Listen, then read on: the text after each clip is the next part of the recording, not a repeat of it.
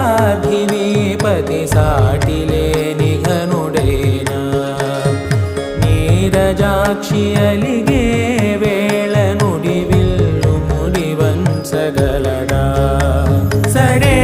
చాలు శత సైన్యాలు నడిపే ధీరుడైనా